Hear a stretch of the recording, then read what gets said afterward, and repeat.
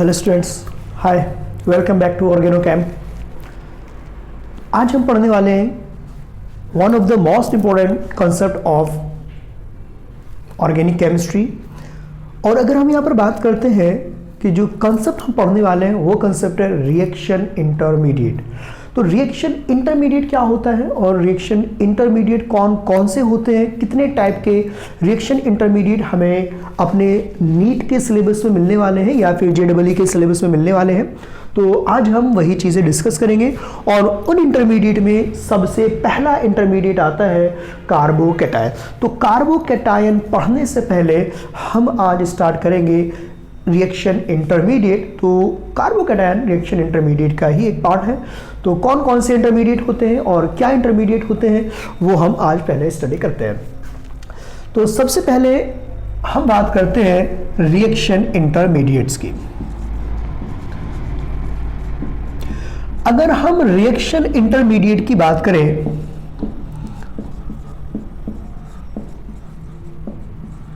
Reaction intermediate जैसा नाम से ही पता चल रहा है, नाम से क्या पता चल रहा है कि एक ऐसा इंटरमीडिएट है, एक ऐसा स्पीसीज है, ऑर्गेनिक स्पीसीज है जो रिएक्शन के बीच में बनता है और रिएक्शन के बीच में ही यूज हो जाता है।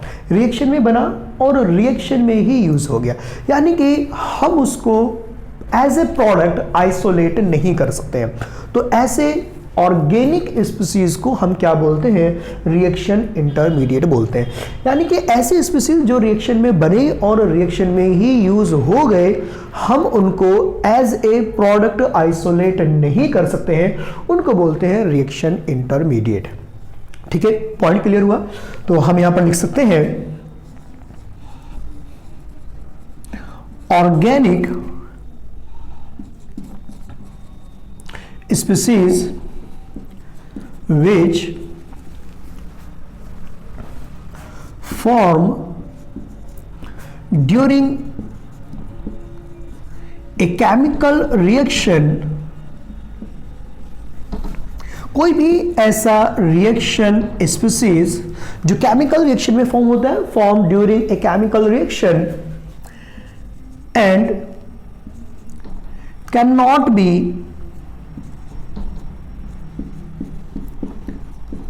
isolated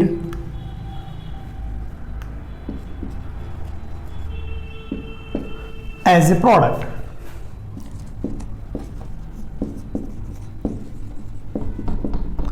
आगे तो इसका मतलब क्या हुआ कि ऐसे सारे के सारे रिएक्शन या फिर ऑर्गेनिक स्पीसीज जो रिएक्शन में बनते हैं लेकिन हम उनको एज ए प्रोडक्ट कभी भी आइसोलेट नहीं कर सकते। आइसोलेट करने का मतलब क्या हुआ कि हम उनको निकाल नहीं सकते हैं, या फिर जैसे अल्कोहल होता है, रिएक्शन प्रोडक्ट है, हम उसको आइसोलेट कर सकते हैं। एथिल क्लोराइड है, आइसोलेट कर सकते हैं। तो जिसको हम आइसोलेट नहीं कर सकते हैं, केमिकल रिएक्शन से सेपरेट नहीं कर सकते हैं, उसको बोलते हैं रिएक्शन इंटरमीडिएट, यानी कि उनका सेपरेशन पॉसिबल नहीं है, आइसोलेशन उनका पॉसिबल नहीं है। तो वो होते हैं रिएक्शन इंटरमीडिएट।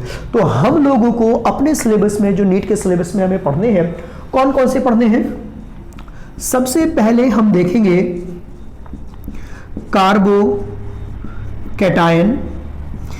और इसको हम बोलते हैं कार्बोनियम आयन। कार्बोकैटायन या फिर कार्बोनियम आयन भी हम इसको बोल सकते हैं। दूसरा हमें जो पढ़ना है वो पढ़ना है कार्बन आयन, कार्बन आयन। और थर्ड वन जो हमें पढ़ना है वो पढ़ना है कार्बन फ्री रेडिकल।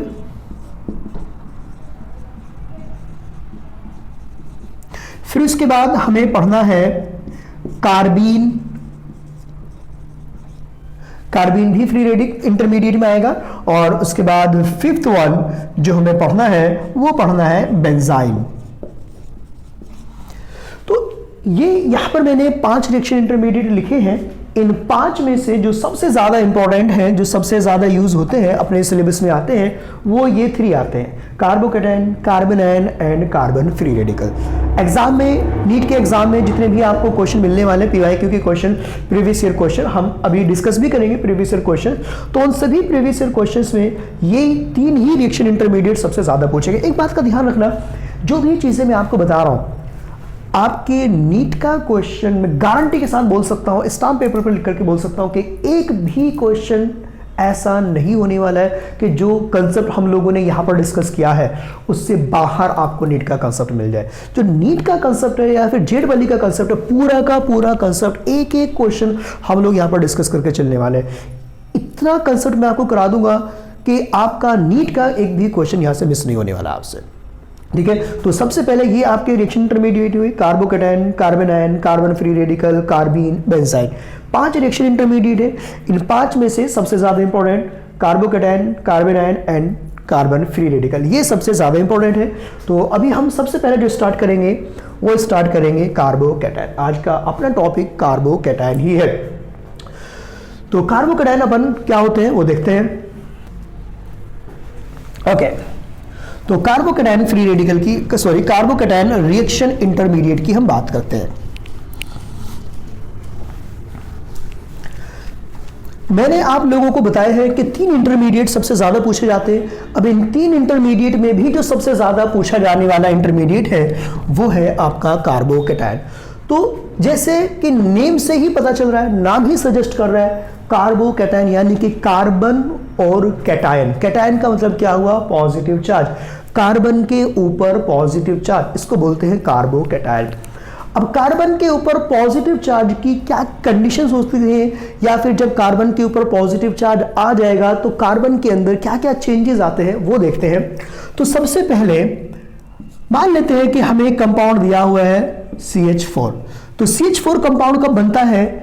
कार्बन का electronic configuration 1s2 2s2 2p2। तो कार्बन के वैलेंस शेल में टोटल 4 इलेक्ट्रॉन है।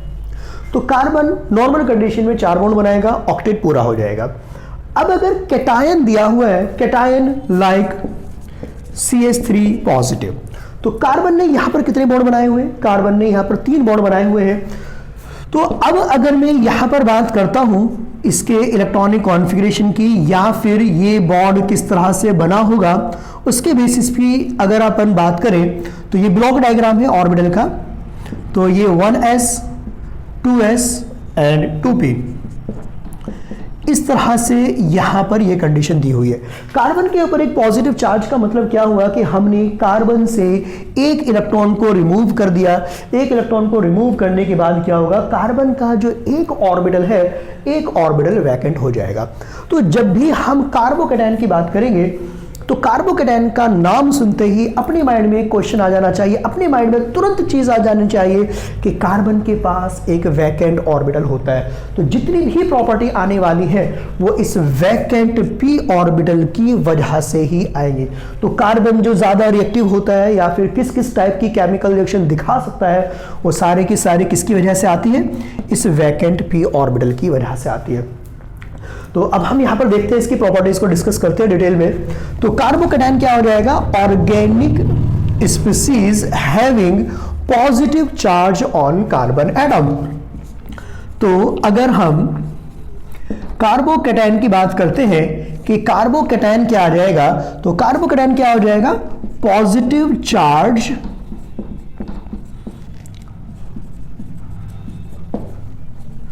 On carbon atom. Carbon atom के ऊपर क्या होना चाहिए? पॉजिटिव चार्ज होना चाहिए। अब कार्बन एटम के ऊपर पॉजिटिव चार्ज आ गया। अब पॉजिटिव चार्ज आ गया तो उसके पॉजिटिव चार्ज आने की वजह से कार्बन की ज्योमेट्री के अंदर क्या क्या चेंज आएंगे, कार्बन के हाइब्रिडाइजेशन के अंदर क्या क्या चेंजेस आएंगे, वो सारी चीजें हम देखते हैं। सबसे पहले अगर हम बात करते हैं CH4 की, तो CH4 में कार्बन ने 4 बॉन्ड बनाए हुए हैं। तो इन 4 बॉन्ड की वजह से कार्बन का जो हाइब्रिडाइजेशन है वो हो जाएगा sp3। sp3 हाइब्रिडाइजेशन, तो कार्बन क्या हो गया? टेट्राहेड्रल। और अगर हम बात करते हैं कार्बोकेटायन की, सबसे स्मॉलेस्ट कार्बोकेटायन लेते हैं CH3 पॉजिटिव, तो कार्बन ने कितने बॉन्ड बनाए हुए हैं? 3 सिग्मा बॉन्ड बनाए हुए हैं। तो 3 सिग्मा बॉन्ड बनाने का मतलब कार्बन का जो हाइब्रिडाइजेशन आ जाएगा वो कितना आ जाएगा? sp2 आ जाएगा। और कार्बन के पास एक क्या होगा? Vacant p orbital. तो और कार्बन की जो ज्योमेट्री है या फिर कार्बन की जो शेप है वो क्या हो जाएगी? ट्राइएंगुलर प्लेनर कार्बन की शेप हो जाएगी। तो अगर ये CH3 कार्बोकेटायन दिया हुआ है तो कार्बोकेटायन का हाइब्रिडाइजेशन sp2 और इसकी जो शेप है वो क्या आ जाएगी, ट्रायंगुलर प्लेनर इसकी शेप आ जाएगी। तो ये हुआ सिंपलेस्ट कार्बोकेटायन। आपको एक कार्बोकेटायन और भी मिल सकता है, इस तरह से आपको कार्बोकेटायन दिया हुआ हो सकता है, लाइक विनाइलिक कार्बोकेटायन, इस तरह से भी आपको कार्बोकेटायन दिया हुआ मिल सकता है, डबल बॉन्डेड कार्बन एटम के ऊपर पॉजिटिव चार्ज। तो यहां पर अगर आप इसके हाइब्रिडाइजेशन की बात करोगे तो हाइब्रिडाइजेशन क्या होगा, नंबर ऑफ सिग्मा बॉन्ड, किसी भी कार्बन एटम ने कितने सिग्मा बॉन्ड बनाए हुए हैं, तो इस कार्बन ने 2 ही सिग्मा बॉन्ड बनाए हुए हैं, तो इस कार्बन का हाइब्रिडाइजेशन आ जाएगा sp, क्योंकि इसके पास 2 ही सिग्मा बॉन्ड है, एक सिग्मा बॉन्ड ये हुआ, एक सिग्मा बॉन्ड ये हुआ। तो इस तरह के कार्बोकेटायन को हम बोलते हैं नॉन क्लासिकल कार्बोकेटायन। ये नॉन क्लासिकल कार्बोकेटायन था, और जो हमने अभी ये बनाया था CH3 पॉजिटिव, इसको हम बोलते हैं क्लासिकल कार्बोकेटायन। तो classical and non classical carbocation, इन दोनों से हमें कोई इतना ज़्यादा वो नहीं है, तो ये टर्मिनोलॉजी हम रेयरली यूज़ करेंगे, ज़रूरत पड़ती भी नहीं है। ओके, दूसरा पार्ट यहाँ पर आपसे पूछा जा सकता है कि प्लेनर है नॉन प्लेनर है, वो तो अपन ने देख लिया, ये ट्रायंगुलर प्लेनर होगा और ये क्या आ जाएगा आपका लीनियर होगा, क्योंकि इसका हाइब्रिडाइजेशन कैसा है, आपका sp दिया हुआ है, ये आ जाएगा ट्रायंगुलर प्लेनर, ये ट्रायंगुलर प्लेनर आ जाएगा और ये आपका लीनियर आ जाएगा। दूसरा क्वेश्चन आपसे पूछा जा सकता है कि जो कार्बोकेटायन है वो डायामैग्नेटिक होगा या फिर पैरामैग्नेटिक होगा। तो अगर हम कार्बोकेटायन की बात करें तो डायामैग्नेटिक पैरामैग्नेटिक का मतलब क्या है कि ऐसे स्पीसीज या फिर ऐसे आयन अगर किसी के पास अनपेयर्ड इलेक्ट्रॉन प्रेजेंट है तो उसको हम बोलते हैं पैरामैग्नेटिक।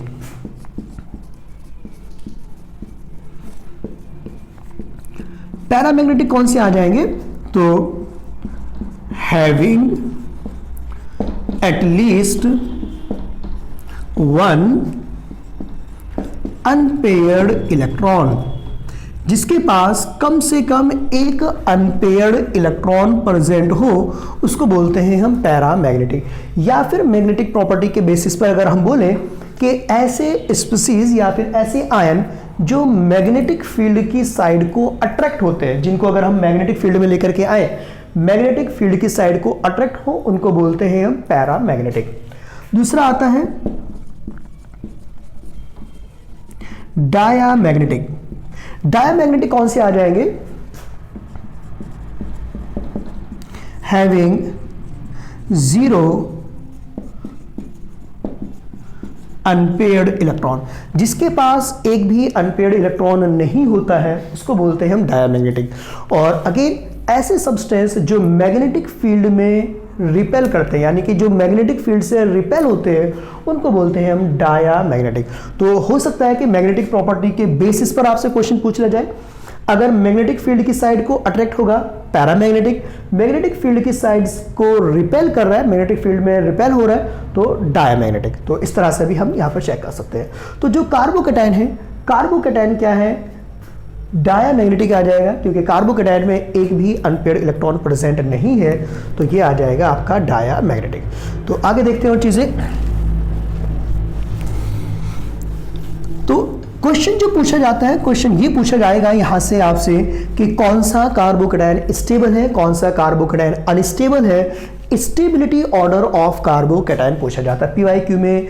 जो हम अभी क्वेश्चंस देखेंगे प्रीवियस ईयर के, तो प्रीवियस हम यहाँ पर जितने भी क्वेश्चन डिस्कस करने वाले हैं, अब बेसिक से लेकर के हम यहाँ पर डिस्कस करेंगे, तो आपका एक एक कंसेप्ट में क्लियर करके चलूंगा, चाहे आपका एडवांस कंसेप्ट हो या फिर आपका बेसिक कंसेप्ट हो।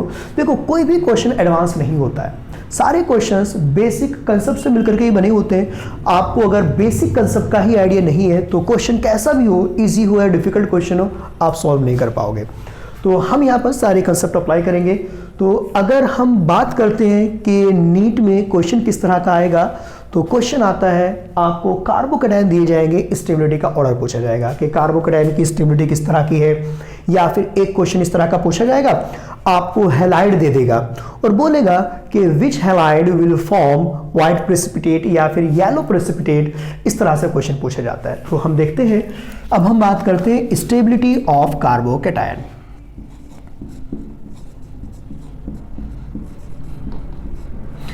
स्टेबिलिटी ऑफ कार्बोकैटायन या फिर कार्बोनियम आयन, जैसे कि मैंने बोला दोनों ही नेम हम इसके लिए यूज कर सकते हैं।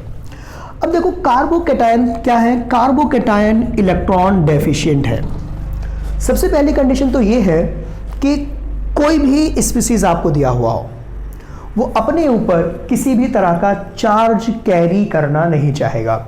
जैसे यहाँ पर कार्बन के ऊपर पॉजिटिव चार्ज है तो कार्बन कभी भी अपने ऊपर चार्ज कैरी करना नहीं चाहेगा, चाहे पॉजिटिव चार्ज हो या फिर नेगेटिव चार्ज हो। कोई भी स्पीसीज अपने ऊपर कभी भी चार्ज कैरी करना नहीं चाहता है। तो अगर हमें इंटरमीडिएट की स्टेबिलिटी चेक करनी है तो सबसे आसान तरीका है जो भी चार्ज है उस चार्ज को कम कर दो। अगर मेरे को कार्बोकैटायन की स्टेबिलिटी को इंक्रीज करना है तो सबसे आसान तरीका क्या है, अगर इसके ऊपर पॉजिटिव चार्ज है तो एनी हाउ कुछ भी करके मैं इसकी पॉजिटिव चार्ज को अगर कम कर दूं तो इसकी स्टेबिलिटी क्या हो जाएगी, बढ़ जाएगी। अब ये इलेक्ट्रॉन डेफिशिएंट है, इलेक्ट्रॉन डेफिशिएंट है तो मुझे क्या करना है, इसके साथ कुछ ऐसे ग्रुप ऐड करने हैं जिसकी वजह से इसके पास जो इलेक्ट्रॉनों की कमी है वो कमी पूरी हो जाए। और इलेक्ट्रॉनों की कमी पूरी कौन करेगा, इलेक्ट्रॉन रिलीजिंग ग्रुप। तो अगर मुझे कैटायन की स्टेबिलिटी बढ़ानी है तो मैं क्या कर सकता हूं, इलेक्ट्रॉन रिलीजिंग ग्रुप ऐड कर देते हैं। अगर हम इलेक्ट्रॉन रिलीजिंग ग्रुप ऐड कर देंगे तो स्टेबिलिटी क्या हो जाएगी, इसकी बढ़ जाएगी। समझ में आया पॉइंट। तो कार्बोकैटायन की स्टेबिलिटी बढ़ाने का सबसे आसान तरीका क्या है, इलेक्ट्रॉन डेफिशिएंट है कार्बोकैटायन, ऑक्टेट इनकम्प्लीट है, तो आसान तरीका इलेक्ट्रॉन रिलीजिंग ग्रुप ऐड कर दो। अगर आप इलेक्ट्रॉन रिलीजिंग ग्रुप को ऐड कर दोगे तो कार्बोकैटायन की स्टेबिलिटी क्या हो जाएगी, बढ़ जाएगी। तो हम यहां पर लिख सकते हैं कि stability of carbocation is directly proportional to ERG। ERG बोले तो इलेक्ट्रॉन रिलीजिंग ग्रुप, कौन कौन से होंगे electron releasing group, plus M plus H and plus I, and inversely proportional to EWG electron withdrawing group, कौन कौन से होंगे, minus M minus H and minus का I। एक ही लाइन में आपका कार्बोकैटायन खत्म। तो बहुत इजी है सारी चीजें, आपको ज्यादा नहीं सोचना है। जिस तरह से आपको बोला जा रहा है कि हाँ चीजें आपको इस तरह से करनी है, आपको बेसिक कंसेप्ट समझना है, आपको ये चीजें याद नहीं रखनी है कि कौन सा ग्रुप लगाएंगे क्या होगा, कौन सा ग्रुप लगाएंगे क्या होगा, कोई जरूरत नहीं है। क्या याद रखना है, कार्बोकैटायन है, इलेक्ट्रॉन डेफिशिएंट है। इलेक्ट्रॉन डेफिशिएंट है तो उसको इलेक्ट्रॉन चाहिए, इलेक्ट्रॉन दे दो स्टेबल हो जाएगा। तो इलेक्ट्रॉन रिलीजिंग ग्रुप कौन कौन से, plus M plus H plus I, ये ग्रुप लगा दो स्टेबिलिटी बढ़ जाएगी, ये ग्रुप लगा दो स्टेबिलिटी घट जाएगी।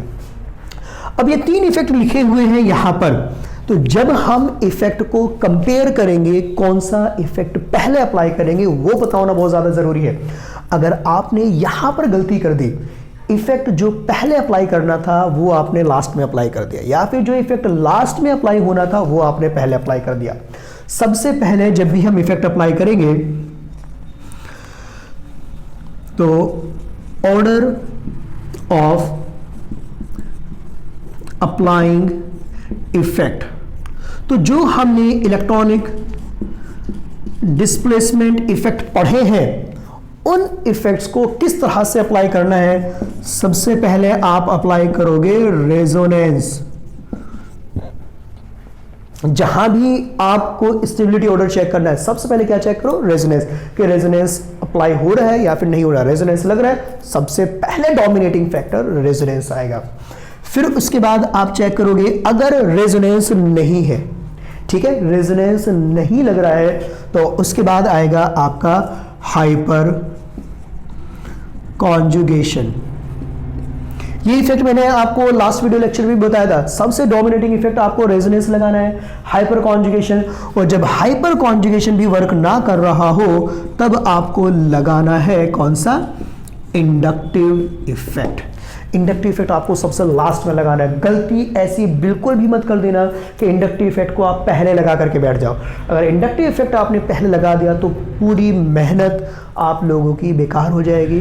तो इंडक्टिव इफेक्ट आपको लास्ट में लगाना है। इंडक्टिव इफेक्ट सोचना ही नहीं है, केवल तब सोचना है जब पहली सारी चीज़ें बराबर हो जाए, तब उसके बाद आपको सोचना है। अब प्रॉब्लम क्या आती है, जो रेजोनेंस इफेक्ट है, रेजोनेंस के अंदर भी कई फैक्टर है। जब हमने रेजोनेंस इफेक्ट पढ़ा था उसमें हमने प्लस एम वाले ग्रुप पढ़े थे, माइनस एम वाले ग्रुप पढ़े थे, और हमने एरोमेटिक कंपाउंड पढ़े थे, नॉन एरोमेटिक कंपाउंड पढ़े थे, तो बहुत सारे कंपाउंड्स पढ़े थे।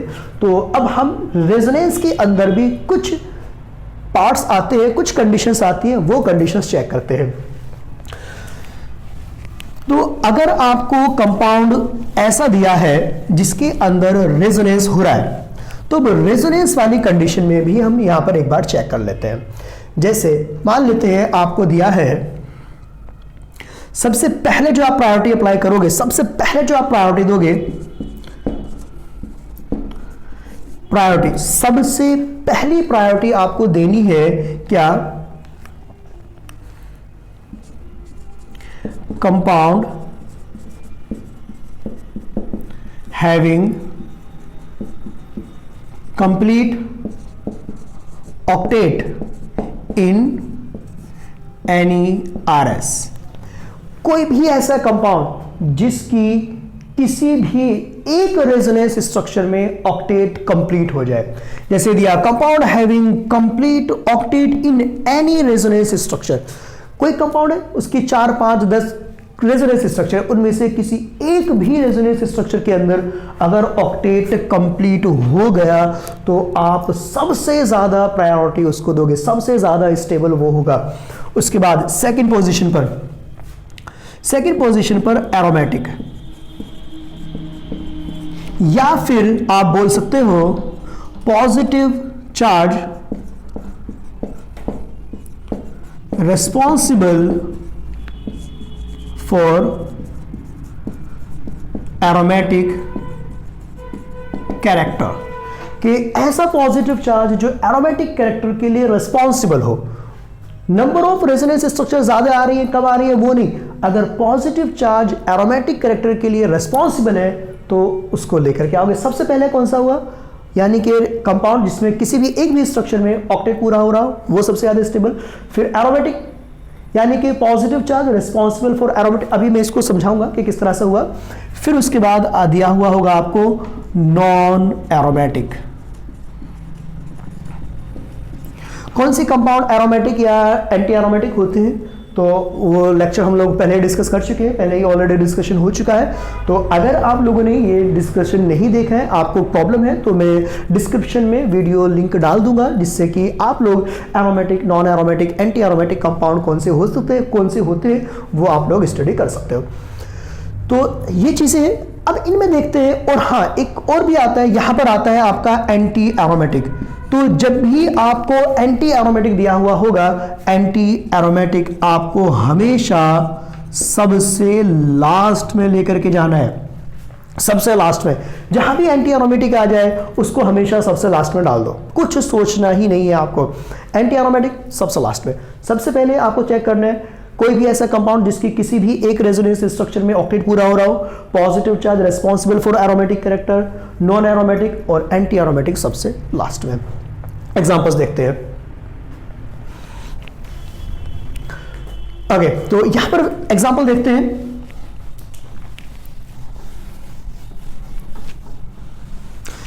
जैसे एक कंपाउंड आपको ये दिया हुआ है CH3O CH2 पॉजिटिव,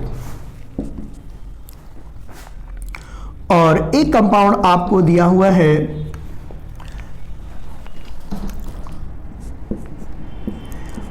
ये कंपाउंड दिया हुआ है बेंजाइलिक कार्बोकेटाइल। अगर आप यहां पर रेजोनेंस स्ट्रक्चर की बात करोगे तो जो सेकंड कंपाउंड है, सेकंड कंपाउंड के अंदर नंबर ऑफ रेजोनेंस स्ट्रक्चर ज्यादा आ रही है। तो लेकिन अगर हम इसमें चेक करते हैं फर्स्ट कंपाउंड में जैसे ही हम रेजोनेंस स्ट्रक्चर बनाएंगे तो जो कार्बन है उसका ऑक्टेट पूरा हो जा रहा है, और यहां पर ऑक्सीजन का भी ऑक्टेट पूरा है। तो फर्स्ट कंपाउंड ऐसा है जिसकी एक रेजोनेंस स्ट्रक्चर में ऑक्टेट कंप्लीट आ रहा है। नंबर ऑफ रेजोनेंस स्ट्रक्चर कम बन रही है, ज्यादा बन रही है, वो मतलब नहीं है। मतलब किस बात से है? ऑक्टेट पूरा आ रहा है। ऑक्टेट पूरा हो रहा है तो ये आपका ज्यादा स्टेबल होगा कंपेयर टू दिस वन। ठीक है, तो ये कंसेप्ट क्लियर हुआ। दूसरा एग्जांपल देखते हैं।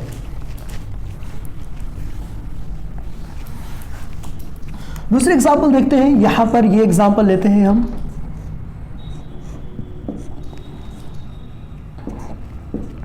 ये दिया हुआ है, इसको बोलते हैं हम ट्रोपाइलियम कैटायन, और एक कंपाउंड आपको ये दिया हुआ है, इसका नाम है triphenyl methyl cation. Triphenyl methyl cation. अगर हम यहां पर चेक करते हैं स्टेबिलिटी ऑर्डर, तो अब देखो यहां पर आपको लग रहा होगा, जो आप गलती कर सकते हो वो ये है कि आप बोलोगे कि सर यहां पर इस बेंजीन रिंग में भी रेजोनेंस हो रहा है, इसमें भी रेजोनेंस हो रहा है, इसमें भी रेजोनेंस हो रहा है, तो ये वाला बहुत ज्यादा स्टेबल होना चाहिए। यहां पर केवल एक ही रिंग में रेजोनेंस हो रहा है। लेकिन अब देखो जरा, जो मैंने आपको एक पॉइंट लिखा है, सबसे पहले ऑक्टेट, उसके बाद positive charge responsible for aromatic character. अगर ये पॉजिटिव चार्ज मैं यहां से हटा दूं तो क्या कंपाउंड एरोमेटिक है? बिल्कुल भी नहीं, नॉन एरोमेटिक है। पॉजिटिव चार्ज लगा दिया एरोमेटिक, हटा दिया नॉन एरोमेटिक, लगा दिया एरोमेटिक। तो positive charge is responsible for aromatic character. तो इसका मतलब क्या हुआ? ये आपका ज्यादा स्टेबल होगा कंपेयर टू दिस वन। तो स्टेबिलिटी ऑर्डर ये आ जाएगा।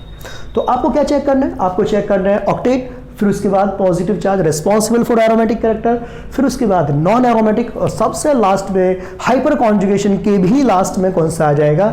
Anti aromatic compound. तो अब हम कुछ और एग्जांपल देख लेते हैं। जैसे सबसे common example CH3 positive, CH3 CH2 positive, CH3 CH, this one and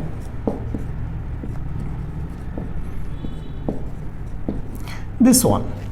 इन चारों में स्टेबिलिटी ऑर्डर की बात करते हैं।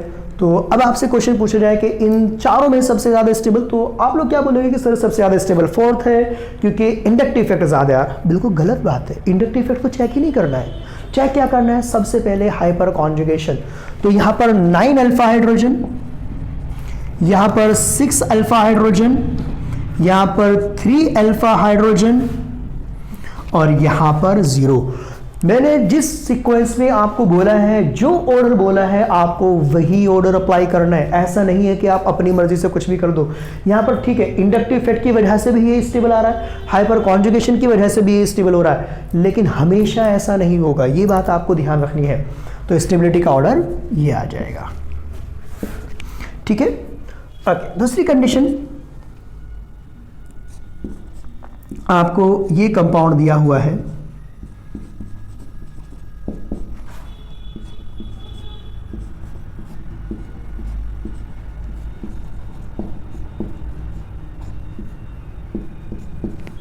पॉजिटिव चार्ज,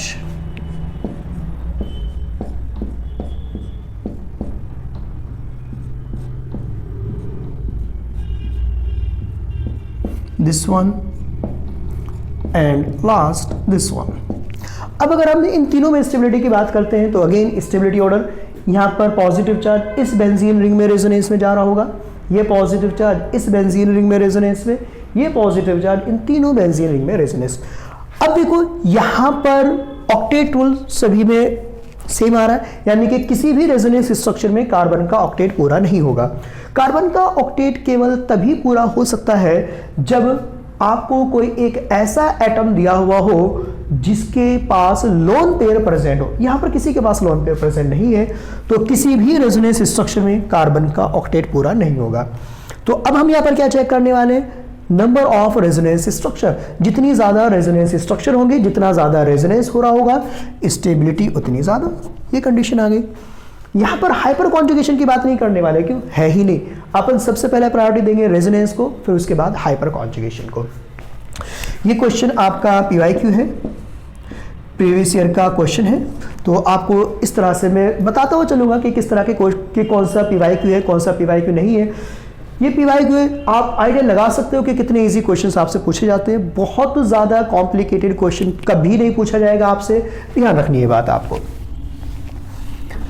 ओके, दूसरा एक एग्जांपल और देखते हैं।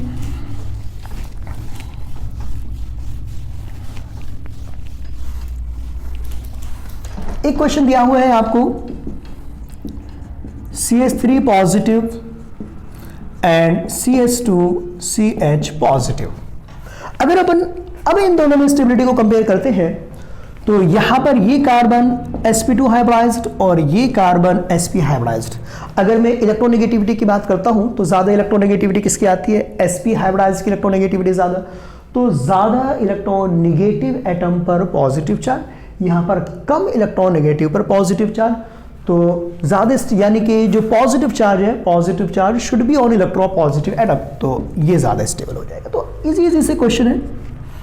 तो एक एग्जांपल और देखते हैं, लाइक दिस वन।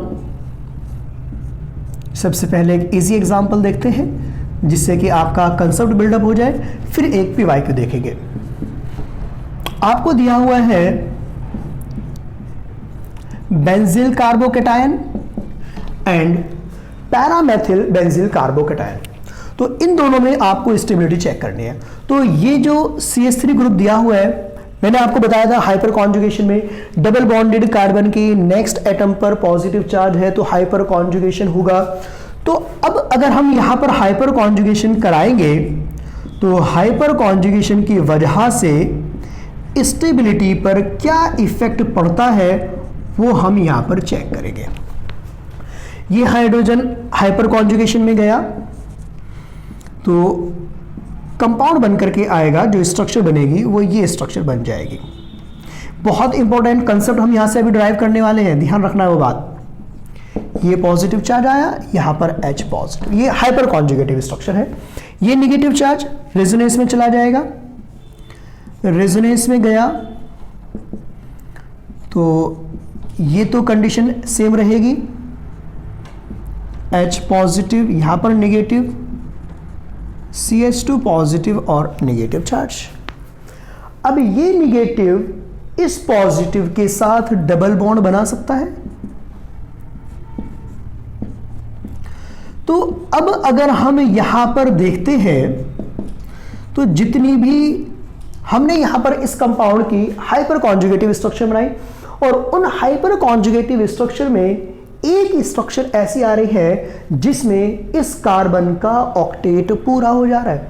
अब यहां पर रेजोनेंस तो हो ही रहा है, लेकिन इन 3 अल्फा हाइड्रोजन की वजह से एक्स्ट्रा स्टेबिलिटी मिल रही है, जो कि एक्स्ट्रा स्टेबिलिटी यहां पर नहीं है।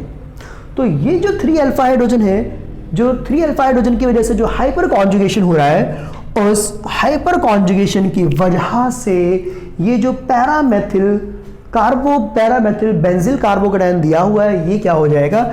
एक्स्ट्रा स्टेबल हो जाएगा। तो स्टेबिलिटी ऑर्डर ये आ गया। अब एक प्रॉब्लम और है, हो सकता है कि ये जो मेथिल ग्रुप दिया हुआ है, अभी तो पैरा पोजीशन पर दिया हुआ था, हो सकता है कि मेथिल ग्रुप आपको कौन सी पोजीशन पर दिया हो? मेटा पोजीशन पर। अगर मेटा पोजीशन पर होगा तब क्या इफेक्ट आएगा वो भी देखते हैं, क्योंकि फिर मैं आपको इसी पर बेस्ड एक PYQ कराऊंगा जो कि बहुत ही ज्यादा इंपॉर्टेंट है। तो पहले अपन बेसिक कंसेप्ट डेवलप करते हैं, फिर उसके बाद PYQ की ओर चलेंगे। तो हमें ये क्वेश्चन दिया हुआ है, CH2 पॉजिटिव पैरा एंड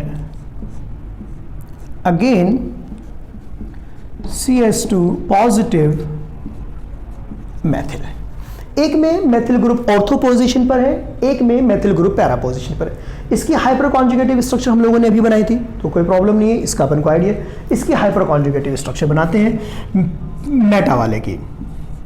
अगर हम इसकी हाइपर कॉन्जुगेटिव स्ट्रक्चर बनाएंगे तो कुछ इस तरह से स्ट्रक्चर्स आएगी। ये बॉन्ड इधर शिफ्ट हुआ, ये बॉन्ड इधर गया। अभी जो यहां पर एक पॉइंट हम कंक्लूड करेंगे वो बहुत ही ज्यादा इंपॉर्टेंट पॉइंट है, ध्यान रखना है आपको ये बात। यहां पर नेगेटिव, ये पॉजिटिव, ये नेगेटिव चार्ज आ गया रेजोनेंस में जाएगा, और जैसे ही ये नेगेटिव चार्ज आ गया रेजोनेंस में गया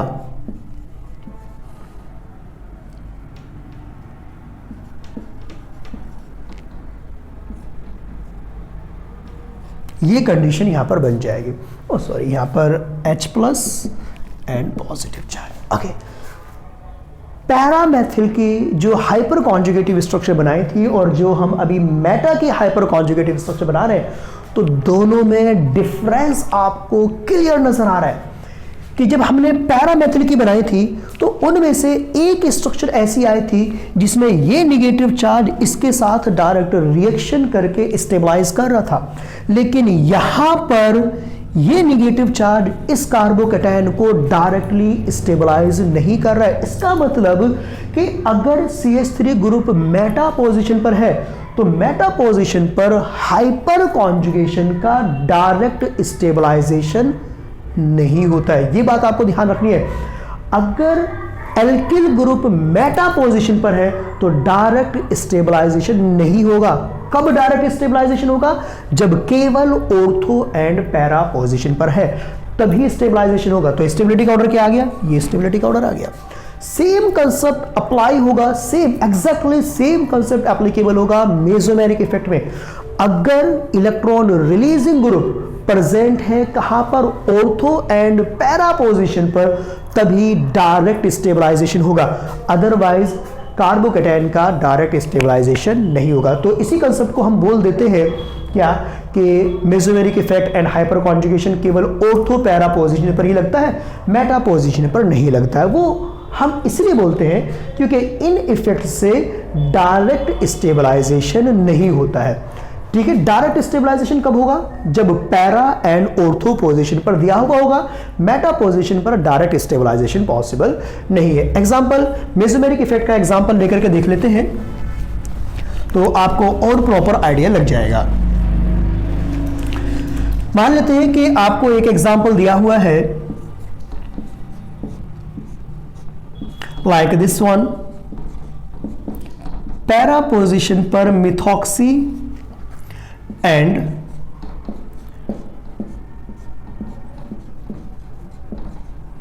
मेटा पोजीशन पर मिथॉक्सी, ये दो ग्रुप दिए हुए हैं। तो हम यहां पर चेक करते हैं फिर से। ऑक्सीजन के पास लॉन पेयर प्रेजेंट है, तो अभी मैं जो स्ट्रक्चर बनाऊंगा रेजोनेंस स्ट्रक्चर, तो इस वाले ग्रुप के स्ट्रक्चर बनाऊंगा। अगर किसी भी एटम पर लोन पेयर प्रेजेंट होता है और वो कॉन्जुगेटेड सिस्टम में, तो हमेशा कैसा इफेक्ट आएगा उसका?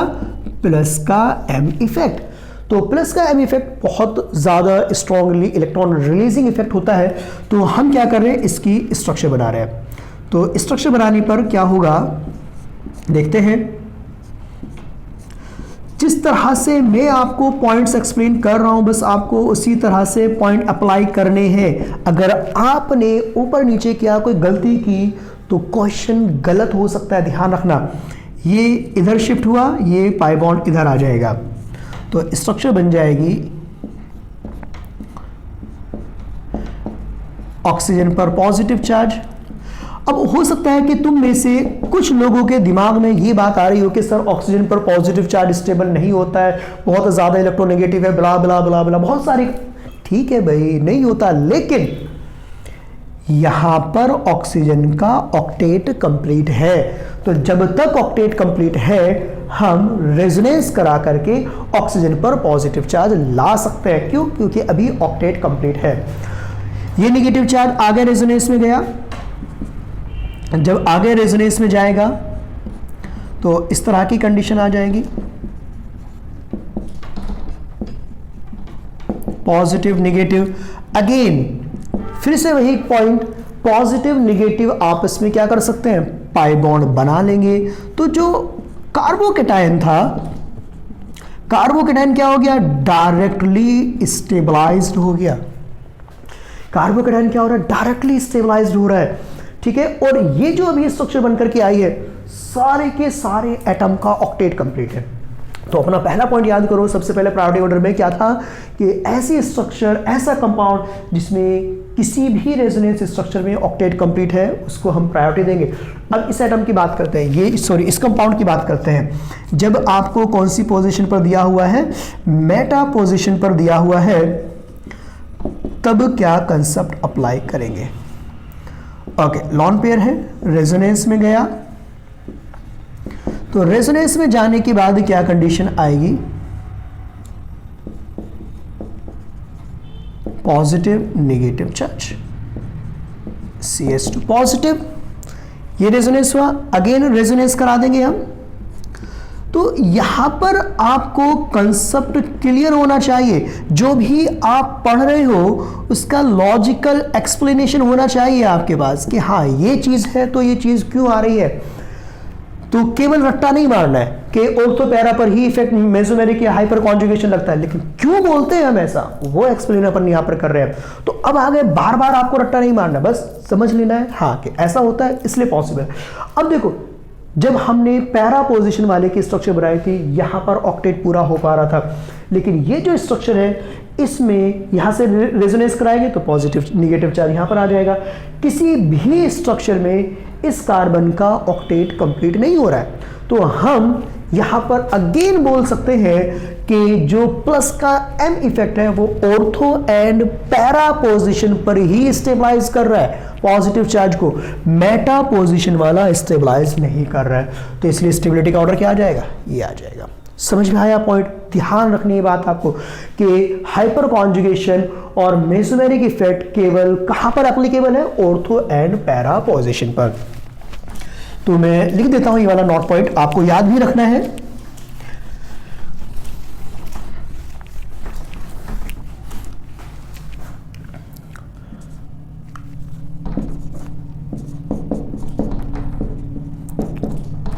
Mesomeric and hyperconjugation, mesomeric and hyperconjugation both effect are applicable at only ortho and para position। ये पॉइंट आपको याद रखना है कि दोनों ही इफेक्ट कहां पर एप्लीकेबल है, ऑर्थो एंड पैरा पोजीशन पर, मेटा पोजीशन पर प्लस H या फिर प्लस M इफेक्ट एप्लीकेबल नहीं है। मेसोमेरिक जरूरी नहीं है कि अपने प्लस M की बात करें, माइनस M भी मेटा पोजीशन पर एप्लीकेबल नहीं होगा। तो अब हम क्या करते हैं, कुछ एग्जांपल देखते हैं और अपना कंसेप्ट क्लियर हो जाएगा। ओके, तो एक PYQ क्वेश्चन देखते हैं। तो मैंने आपको बार बार बोल रहा हूं कि आपको क्वेश्चंस में ज्यादा दिमाग नहीं लगाना है, बिल्कुल सिंपल बेसिक कंसेप्ट है, वही कंसेप्ट आपको अप्लाई करने हैं।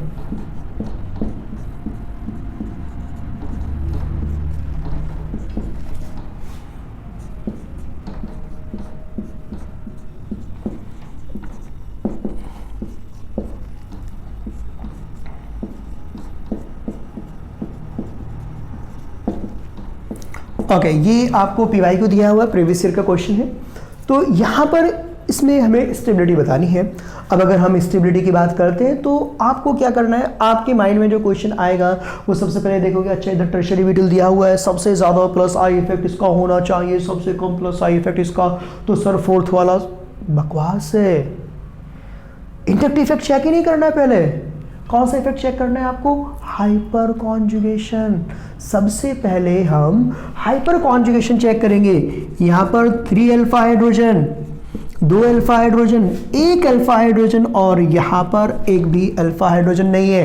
केवल कौन सा इफेक्ट लग रहा है, इंडक्टिव इफेक्ट। जब भी आपको कंसेप्ट चेक करना है हमेशा पहले रेजोनेंस चेक करना है, फिर उसके बाद अपन को चेक करना है क्या, हाइपर कॉन्जुगेशन, सबसे लास्ट में इंडक्टिव।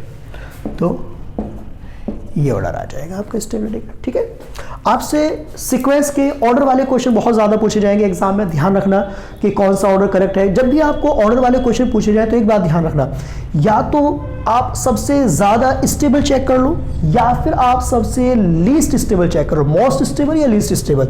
आपने अगर ये चीज़ें चेक कर ली तो आपका आधा क्वेश्चन वैसे ही सॉल्व हो जाता है। मोस्ट स्टेबल चेक करो या फिर लीस्ट स्टेबल चेक करो। ओके, दूसरा क्वेश्चन चेक देखते हैं। जब अपन यहां पर नेक्स्ट क्वेश्चन देखते हैं,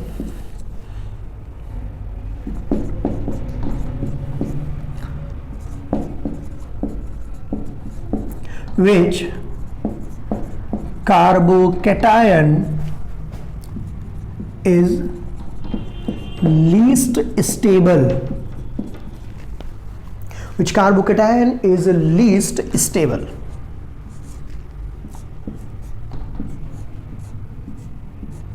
तो यहां पर आप लोगों से गलती हो सकती है, क्या गलती होगी वो गलती भी हम देखेंगे अभी।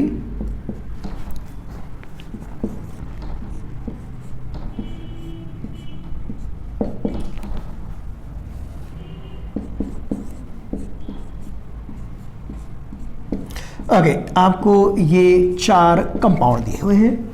अब आपसे पूछा है कि लीस्ट स्टेबल कार्बोकेटायन कौन सा है, तो आपके माइंड में जो पहला क्वेश्चन आएगा कि सर ने बोला था कि हमें रेजोनेंस चेक करना है, सभी में रेजोनेंस है, कोई एटम ऐसा नहीं है जिसके पास लोन पेयर है, तो ऑक्टेट रूल वाला कंसेप्ट लगेगा नहीं, रेजोनेंस सभी में हो रहा है, तो सबसे कम रेजोनेंस इसके अंदर हो रहा है, तो ये सबसे लीस्ट स्टेबल आना चाहिए। ऐसा आप लोग सोचोगे, लेकिन ऐसा नहीं सोचना है। आपको ये भी ध्यान रखना है कि रेजोनेंस के साथ साथ कुछ और भी कंडीशंस है या नहीं है। मैंने क्या बताया था कि जहां भी आपको एंटी एरोमेटिक मिल जाए, एंटी एरोमेटिक आपको क्या करना, लास्ट में डाल देना है। तो ये जो थर्ड वाला दिया हुआ है ये क्या है, एंटी एरोमेटिक है। एंटी एरोमेटिक कौन से होते हैं, जिनके अंदर 4n डिलोकेलाइज्ड इलेक्ट्रॉन होते हैं, डिलोकेलाइज्ड पाई इलेक्ट्रॉन्स। ठीक है, तो इसके अंदर 4n यानी कि 4 डिलोकेलाइज्ड पाई इलेक्ट्रॉन है, तो ये क्या हो जाएगा, आपका लीस्ट एरोमेटिक हो जाएगा। तो इस तरह से आपको चीजें यहां पर चेक करनी है। ओके, दूसरा एग्जांपल देखते हैं।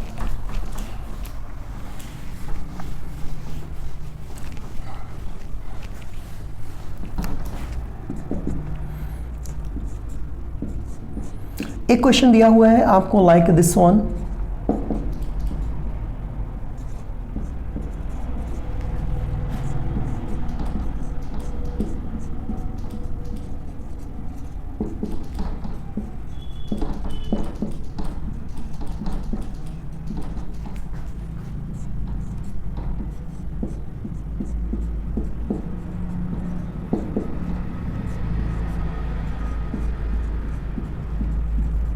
आगे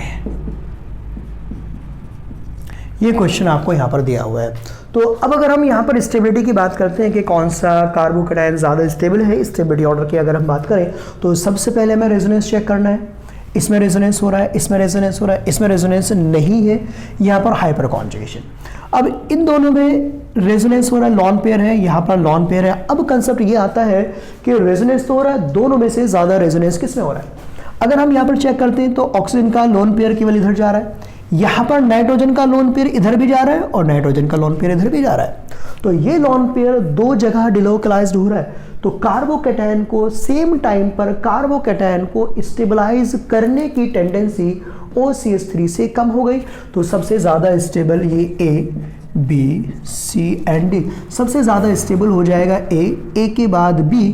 अब इन दोनों में यहाँ पर हाइपर कॉन्जुगेशन है, यहाँ पर हाइपर कॉन्जुगेशन नहीं है, D ग्रेटर देन C, ये स्टेबिलिटी का ऑर्डर आ जाएगा। ओके, तो ये पॉइंट हुआ। एक क्वेश्चन और पूछा जाता है कार्बोकेटायन पर बेस्ड, तो उस क्वेश्चन को भी देख लेते हैं। तो क्वेश्चन पूछा जाता है, किस पर बेस्ड क्वेश्चन आता है मैं आपको एक्सप्लेन कर देता हूं। फॉर्मेशन ऑफ पीपीटी, इस तरह का एक क्वेश्चन पूछा जाता है। आपको 3 या 4 एल्किल हैलाइड दे दिए जाएंगे और बोलेगा कि which alkyl halide will form PPT at fastest rate. तो वो तो आप एल्किल हैलाइड में पढ़ना कि क्या होता है क्या नहीं होता, लेकिन उसके पीछे का जो कंसेप्ट है वो यहाँ पर छिपा हुआ है। आपको बोला जाएगा कि कौन सा कार्बोकेटायन सिल्वर नाइट्रेट, जब भी आपको रिएक्शन दी जाएगी, क्वेश्चन पूछा जाएगा, आपको बोला जाएगा कि which alkyl halide will form PPT with silver nitrate.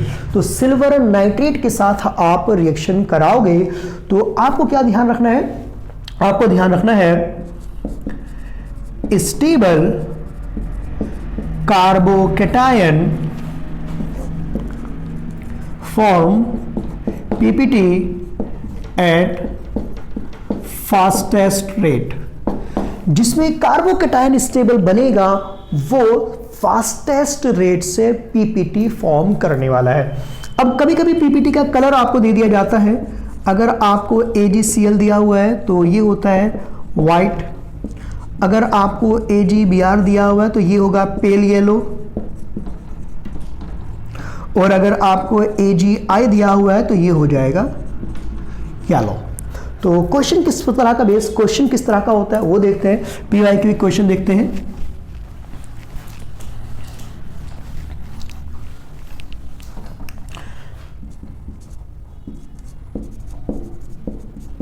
Which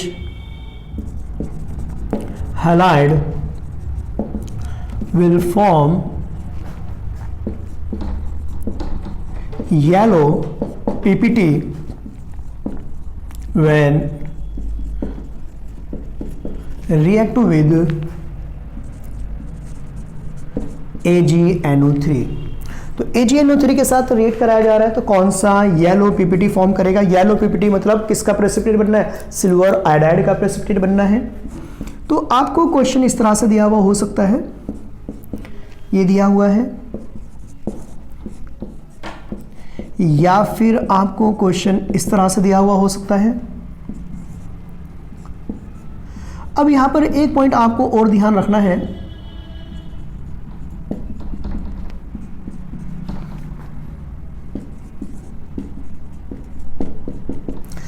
सबसे पहली बात तो ये कि जितने भी आपके विनाइल हैलाइड है या फिर एराइल हैलाइड है वो कभी कार्बोकैटायन नहीं बनाते हैं। ये एराइल हैलाइड है या फिर डबल बॉन्डेड कार्बन के साथ अगर हैलोजन अटैच्ड है तो वो कार्बोकैटायन नहीं बनाएंगे, क्योंकि नॉन क्लासिकल कार्बोकैटायन आ जाएगा। अगर हम यहाँ पर कार्बोकैटायन बनाते हैं तो डबल बॉन्डेड कार्बन पर पॉजिटिव चार्ज कभी स्टेबल नहीं होगा। तो मैं लिख देता हूँ यहाँ पर डबल बॉन्डेड कार्बन पर पॉजिटिव चार्ज स्टेबल नहीं होता है। ठीक है, डबल बॉन्डेड कार्बन पर पॉजिटिव चार्ज स्टेबल नहीं होगा, तो यहां पर नहीं है। तो अभी जो अपन ने पॉइंट लिखा था क्या कि पीपीटी कौन बनाएगा, जिसमें स्टेबल कार्बोकैटायन बनेगा। अब यहां से मेथिल कार्बोकैटायन बनेगा अगर अपन बनाएंगे, लेकिन जब यहां से हम इसको हटाएंगे तो पॉजिटिव चार्ज किस पर आ जाएगा, ये जो मेथिल दिया हुआ है इस पर पॉजिटिव चार्ज आएगा जो कि रेजोनेंस स्टेबलाइज्ड है।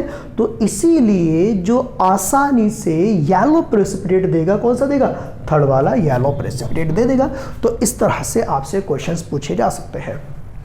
ठीक है, तो एक कंसेप्ट और आता है यहाँ पर जो कि अपने एग्जाम में बहुत कम पूछा जाता है, पूछा तो जाता है लेकिन बहुत रेयरली पूछा जाता है। अगर मैं अभी तक टोटल क्वेश्चंस की बात करूँ अपने एग्जाम में, नीट के एग्जाम में टोटल इस कंसेप्ट पर बेस्ड क्वेश्चन की बात करूँ तो हार्डली 2 या 3 क्वेश्चन ही पूछे गए हैं, 2 या 3 टाइम्स ही पूछा गया है, ज़्यादा नहीं पूछा गया है। तो एक बार हम देख लेते हैं और वो है रीअरेंजमेंट ऑफ कार्बोकैटायन। बहुत रेयरली इस पर बेस्ड क्वेश्चन पूछा जाता है, लेकिन हमें क्या करना है, देख लेते हैं। 1-2 बार पूछा हुआ है तो देख लेते हैं। बहुत आसान कंसेप्ट है, ज़्यादा आपको दिमाग नहीं लगाना है। हमें क्या करना है, जैसे हमने स्टेबिलिटी ऑर्डर पढ़ा था, क्या था, 3 डिग्री, 2 डिग्री, 1 डिग्री और मेथिल, ये कार्बोकैटायन की स्टेबिलिटी का ऑर्डर पढ़ा है। तो रीअरेंजमेंट कब होगा कब नहीं होगा उसका आसान सा फंडा है।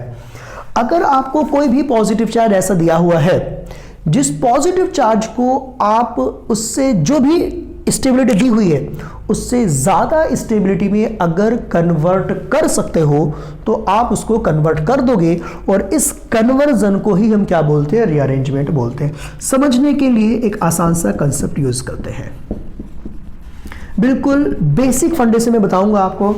ये दिया हुआ है 1 डिग्री कार्बोकैटायन। सबसे पहला काम क्या है, जिस कार्बन पर पॉजिटिव चार्ज दिया हुआ है उस कार्बन की डिग्री चेक करो। 1 डिग्री दिया हुआ है। अब कार्बोकैटायन के आजू बाजू वाले एटम की डिग्री चेक करो। अगर जिस पर पॉजिटिव चार्ज है उसकी आजू बाजू में हायर डिग्री है, जैसे 1 डिग्री है, 1 डिग्री से हायर डिग्री है तो रीअरेंजमेंट होगा, और अगर हायर डिग्री नहीं है तो रीअरेंजमेंट नहीं होगा। ये बेसिक बता रहा हूँ आसानी से क्वेश्चन को करने का तरीका। अभी ये 1 डिग्री है, 1 डिग्री से अगर मैं कुछ ऐसा कर दूं कि ये पॉजिटिव चार्ज 1 डिग्री पर ना होकर के किस पर आ जाए, 2 डिग्री पर आ जाए, कुछ ऐसा कर दूं कि किस पर आ जाए, 2 डिग्री पर, तो डिग्री इंक्रीज हो गई, यानी कि अभी यहाँ पर कितने अल्फा हाइड्रोजन है, केवल 2 अल्फा हाइड्रोजन है। अगर पॉजिटिव चार्ज यहाँ पर आ जाए तो नंबर ऑफ अल्फा हाइड्रोजन बढ़ गए, नंबर ऑफ अल्फा हाइड्रोजन बढ़ गए तो कार्बोकैटायन की स्टेबिलिटी भी क्या हो जाएगी, बढ़ जाएगी। तो उसके लिए मुझे क्या करना है, यहाँ से जो H दिया हुआ है भाई, इस पूरे के पूरे हाइड्राइड को मैं यहाँ से लेकर के यहाँ पर आ जाऊँ, ठीक है। यहाँ से मैंने हाइड्राइड हटाया और इस हाइड्राइड को इस पर चिप कर दिया, इस पर लगा दिया, तो पॉजिटिव चार्ज यहाँ पर आ गया और हाइड्राइड यहाँ पर शिफ्ट हो गया। तो इसको बोलते हैं क्या हम, 1,2 हाइड्राइड शिफ्ट। तो क्या कंडीशन आ जाएगी, CH3 पॉजिटिव। तो यहाँ पर 2 अल्फा हाइड्रोजन थे, यहाँ पर कितने अल्फा हाइड्रोजन हो गए, 6 अल्फा हाइड्रोजन। तो स्टेबिलिटी क्या हो गई, इंक्रीज हो गई। तो अगर ऐसी सिचुएशन आती है तो हम रीअरेंजमेंट कराएंगे, और केवल तभी कराना है जब स्टेबिलिटी इंक्रीज हो रही हो। अगर स्टेबिलिटी इंक्रीज नहीं हो रही है तो रीअरेंजमेंट हम नहीं कराएंगे। और यहाँ तो हमने मेथिल को शिफ्ट किया है, जरूरी नहीं है कि हमेशा मेथिल ही शिफ्ट हो। एक एग्जांपल और देख लेते हैं, ये दिया हुआ है, सॉरी हाइड्राइड को शिफ्ट किया था, लेकिन हमेशा जरूरी नहीं होता है कि हाइड्राइड ही शिफ्ट हो। अभी हम एग्जांपल देखेंगे उसका एक और। अभी ये कार्बोकैटायन दिया हुआ है, कौन सा कार्बोकैटायन है, 2 डिग्री कार्बोकैटायन है। आजू बाजू चेक करो, राइट साइड में 1 डिग्री कार्बन है, लेफ्ट साइड में 3 डिग्री कार्बन है। तो जिस साइड डिग्री ज्यादा है उस साइड शिफ्ट कर दो। ये हाइड्राइड है, हाइड्राइड को यहां पर लेकर के आ जाओ। अगेन 1,2H माइनस शिफ्ट, तो पॉजिटिव चार्ज यहां पर। कितने अल्फा हाइड्रोजन थे यहाँ पर, 3 और 1 4 अल्फा हाइड्रोजन। यहाँ पर कितने हो गए, 3 3 6 और 2 8 अल्फा हाइड्रोजन। स्टेबिलिटी बढ़ गई, रीअरेंजमेंट होगा। तो अब जो प्रोडक्ट बन करके आएगा वो इसके अकॉर्डिंग नहीं आएगा, प्रोडक्ट इसके अकॉर्डिंग आएगा, क्योंकि ज्यादा स्टेबल कार्बोकैटायन ये वाला है। तो अगर कहीं भी कार्बोकैटायन बनता है तो कार्बोकैटायन रीअरेंज होगा, अगर पॉसिबिलिटी है तो। और जो फाइनल प्रोडक्ट आएगा वो किसके अकॉर्डिंग आएगा, हमेशा स्टेबल कार्बोकैटायन के अकॉर्डिंग आएगा। दूसरा एग्जांपल देखते हैं।